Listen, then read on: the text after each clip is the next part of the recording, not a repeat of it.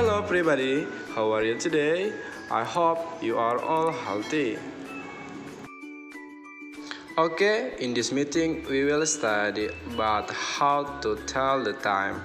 Jadi materi mengungkapkan waktu ini adalah materi di kelas 7 semester 1. Perlu diketahui bahwa sistem waktu di negara kita, negara Indonesia, berbeda dengan di Amerika maupun yang ada di Inggris.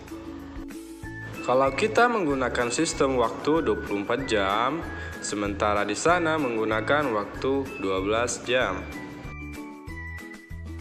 Yang mana membedakan siang dan malamnya menggunakan aturan AM atau anti-meridian and PM post-meridian. Yang pertama adalah anti-meridian. Adalah tanda ini yang biasa digunakan untuk mengungkapkan waktu dari jam 12 malam sampai dengan jam 12 siang. Contohnya, it is 9 AM. Sekarang adalah jam 9 pagi. Yang kedua adalah post meridian atau PM, adalah tanda yang biasa digunakan ketika untuk mengungkapkan waktu dari jam 12 siang sampai dengan jam 12 malam. Contohnya, it is 9 PM. Sekarang adalah jam 9 malam. Sebelum kita melanjutkan bagaimana cara mengungkapkan waktu, sebaiknya kita memahami dahulu apa saja vocab yang akan digunakan dalam materi kali ini. The first is o'clock yang berarti tepat, and the second is past yang berarti lebih, and the third is to yang berarti kurang, and the next is a half yang berarti setengah, a quarter yang berarti seperempat, a quarter past yang berarti lebih seperempat, dan yang terakhir adalah a quarter to yang berarti kurang seperempat. Itu yang harus kita ingat sebelum kita mempelajarinya ya. Dan perlu diingat, dalam bahasa Inggris kita menyebutkan lebih menitnya dahulu sebelum dilanjutkan dengan menyebut jamnya. Nah, ini adalah contoh gambar dari materi kita kali ini. Dan jika jarum panjangnya berada di angka 12, dia menjadi o'clock. Contohnya ya, 1 o'clock, 2 o'clock. Jika jarum panjangnya berada di angka 1, dia menjadi 5 past. Di angka 2, 10 past. Di angka 3, dia menjadi quarter past. Di angka 4 menjadi 20 past. Di angka 5, dia menjadi 25 past. Sedangkan di angka 6 dia berubah menjadi half past.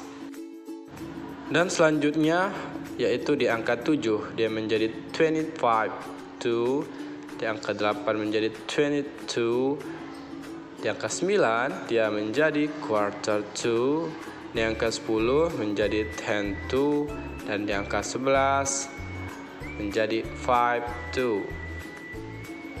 Ini adalah penjelasan mengenai gambar ini ya. Selanjutnya mengenai o'clock.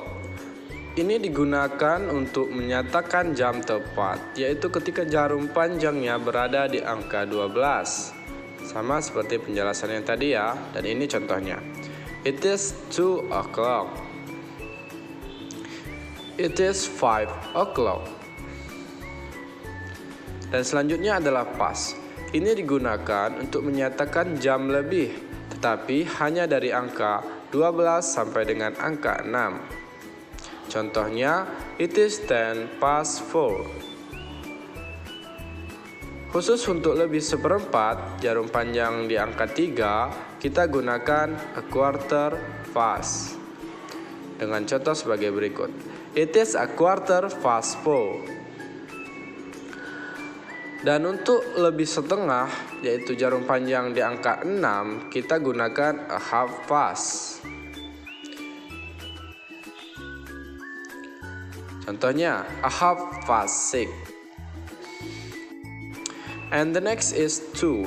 Ini digunakan untuk menyatakan jam kurang, yaitu ketika jarum panjang dari angka 6 sampai dengan angka 12. Contohnya, it is 10 to 8. 10 to 8 Yang dihitung adalah kurang 10 menitnya ya.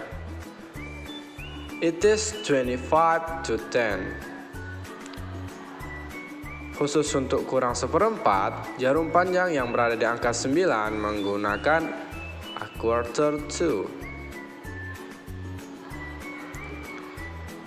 It is a quarter to 7. Ini adalah contohnya.